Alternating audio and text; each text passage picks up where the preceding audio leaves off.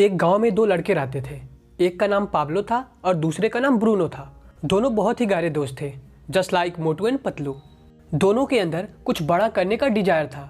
दोनों जब आपस में बैठकर बात करते थे तो बोलते थे कि एक दिन वो गांव के सबसे अमीर आदमी बनेंगे। बस उन्हें एक मौके की तलाश थी, जो एक दिन उन्हें मिल भी गया। उनके गांव के पास में ही एक नदी थी, जहां से गांव वाले बाल्टी में भरकर रोज पानी लाते थे अपना यूज करने के लिए। एक दिन गांव वालों ने सोचा, क्यों ना दो लोगों को नौकरी पर रखा जाए, जो लोग नदी से पानी लाएंगे और गांव में बने एक जगह पर रख देंगे और उन्हें हर बाल्टी के बदले 1 रुपया दिया जाएगा। और अनफॉर्चुनेटली ये नौकरी पाब्लो और ब्रूनो को मिल गई। अब दोनों ने एक एक बाल्टी उठाई और नदी से पानी ढोने लगे। शाम तक उन्होंने गांव में बनी उस जगह को पानी से पूरा भर दिया और जितना बाल्टी उन्होंने पानी ढोया था उसके बदले में गांव के मुखिया ने उन्हें पैसा दिया। ब्रूनो को खुद पे यकीन नहीं हो रहा था कि उसका सपना सच हो गया है। वह बहुत ज़्यादा खुश था, पर दूसरी तरफ पाब्लो की बहुत बुरी तरीके से फटी पड़ी थी। कमर दर्द, पीठ दर्द, हाथों का दर्द, जोड़ों का दर्द और पता नहीं कहाँ कहाँ पर पाब्लो को दर्द हो रहा था, दिन भर बाल्टी ढोने के कारण। अब पाब्लो सोचने लगा कि वो ऐसा क्या करे कि नदी से गांव तक पानी आ जाए और उसे बाल्टी भी ना ढोना पड़े। तो उसके मन में एक आइडिया आया कि क्यों ना वो नदी से गांव तक एक पाइपलाइन बना दे, जिससे पानी गांव तक पहुंच जाए। नेक्स्ट मॉर्निंग पाब्लो ने ब्रूनो को पाइपलाइन बनाने की आइडिया के बारे में बताया तो ब्रूनो भड़क गया। उसने बोला, तुम्हें पाइपलाइन बनाने के बारे में किसने बताया? दुनिया में इतने लोग बाल्टी ढोते हैं, वो लोग पागल हैं क्या? देखो, सुबह से शाम तक अगर हम लोग 100 बाल्टी ढोएंगे तो उसके बदले हमें 100 रुपया मिलेगा और हम जल्द ही अमीर हो जाएंगे। इसलिए चुपचाप बाल्टी ढो, ये फालतू का आइडिया दिमाग में मत लाओ।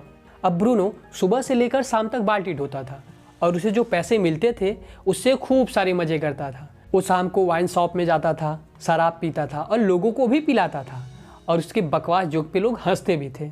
जबकि दूसरी तरफ पाब्लो दोपहर तक बाल्टी ढोता था। दोपहर के बाद से वो अपना पाइपलाइन बनाता था। ब्रूनो पाब्लो से 2 गुनी बाल्टी ढोता था और उससे 2 गुने पैसे भी कमाता था, जिससे वो नई नई चीज़ें खरीदता था और लोग उसकी बड़ाई भी करते थे।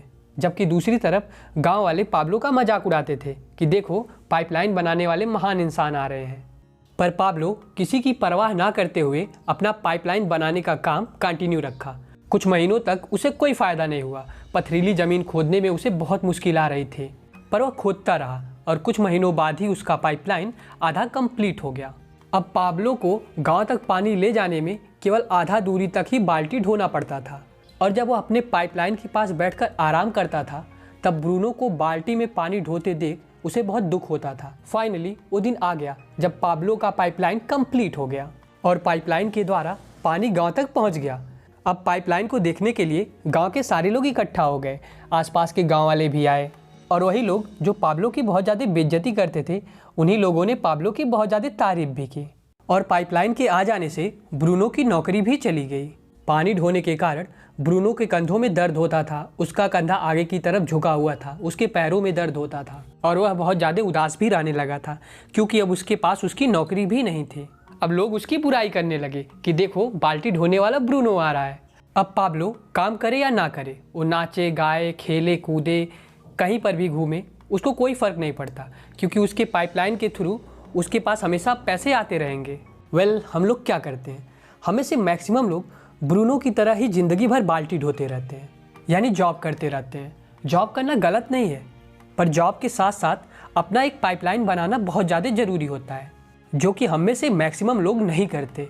इसलिए ऑथर बताते हैं कि अगर हमें फाइनेंशियली इंडिपेंडेंट बनना है तो हमें 2 तरह के पाइपलाइन बनाने चाहिए। पहला लॉन्ग टर्म पाइपलाइन और दूसरा शॉर्ट टर्म पाइपलाइन। पहले हम लोग बात करते हैं लॉन्ग टर्म पाइपलाइन के बारे में। इसमें हम 2 लोगों की केस स्टडी देखेंगे। एक फेमस बेसबॉल प्लेयर जो हर साल 2 से 5 मिलियन डॉलर कमाता है, साथ ही एडवर्टाइजमेंट से भी वह हर साल 2 मिलियन डॉलर से ज़्यादा कमाता है और उसने अपने पूरे करियर में 50 से 100 मिलियन डॉलर तक कमाए।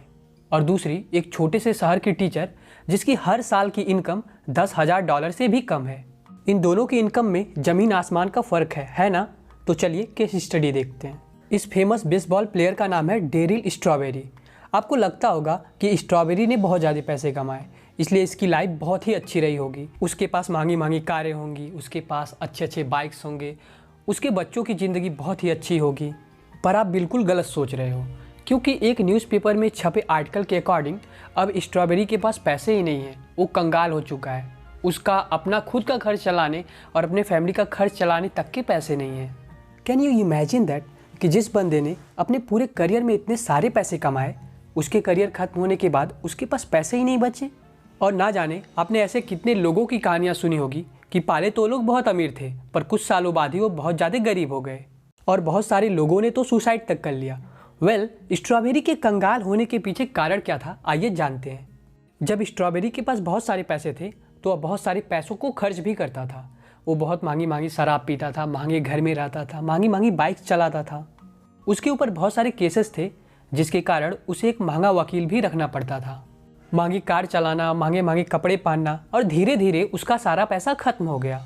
स्ट्रॉबेरी वह सब काम किया जिसमें पैसे खर्च होते थे, पर उसने कभी भी पैसा सेव नहीं किया और इसी कारण उसने अपने सारे पैसे गंवा दिए और कंगाल हो गया। अब हम उस टीचर की स्टोरी देखते हैं जिसकी इनकम एक साल में $10,000 से भी कम थी। इनका नाम है मार्गरेट ओडॉनल। 100 साल की एज में जब मार्गरेट की डेथ होने वाली थी, उस टाइम मार्गरेट ने 10 अलग अलग ऑर्गेनाइजेशन को अपना $2 मिलियन डोनेट कर दिया। पर $10,000 पाने वाली टीचर आखिर मिलियनर बनी कैसे, आइए जानते हैं। मार्गरेट जब स्कूल में पढ़ाती थी तो अपने सैलरी का कुछ परसेंटेज हमेशा शेयर मार्केट में इन्वेस्ट कर देती थी और उन्होंने लंबे टाइम तक शेयर मार्केट में पैसा इन्वेस्ट किया, जिसके कारण उन्हें कंपाउंडिंग का फ़ायदा मिला और वह एक मिलीनियर बन गई। वैसे केस स्टडी ख़त्म हो गया, अब हम लोग अपनी बात करते हैं। हम लोग नॉर्मली करते क्या है, हमें से मैक्सिमम लोग कमाते हैं उड़ाते हैं, कमाते हैं उड़ाते हैं और हमेशा फाइनेंशियली स्ट्रगल करते रहते हैं। जब हमें सैलरी मिलती है तो हम उस पैसे को उड़ा देते हैं, फिर हम नेक्स्ट सैलरी का वेट करते हैं। इसीलिए अगर हमें फाइनेंशियली इंडिपेंडेंट बनना है तो हमें पैसे को सेव करना है और उसे इन्वेस्ट करते रहना है। वैसे आप इन्वेस्टमेंट करो कैसे, तो आपके पास फ़ोन है, आप उससे बहुत कुछ सीख सकते हो, तो सीखो और इन्वेस्टमेंट करना स्टार्ट कर दो। कहते हैं ना कि जो जितना ज़्यादा कमाता है उतना ही ज़्यादा खर्च कर देता है, इसलिए आप जितना भी कमाओ उसमें से सेविंग करने की हैबिट डालो। ये था हमारा लॉन्ग टर्म पाइपलाइन, जिसमें हम लंबे टाइम तक पैसे इन्वेस्ट करते रहते हैं तो हमें कंपाउंडिंग का फ़ायदा मिलता है और हम बहुत सारे पैसे बना लेते हैं। दूसरा होता है शॉर्ट टर्म पाइपलाइन। हम सभी के अंदर सपने होते हैं, शायद आपके भी अंदर बहुत सारे सपने हो कि जब आपके पास ढेर सारा पैसा होगा तो आप अपना BMW लोगे, अपना एक स्पोर्ट बाइक लोगे, आप अपना सपनों का घर बनाओगे, आप वह सब करोगे जो आप करना चाहते हो और जिसे करने में आपको खुशी मिलती है।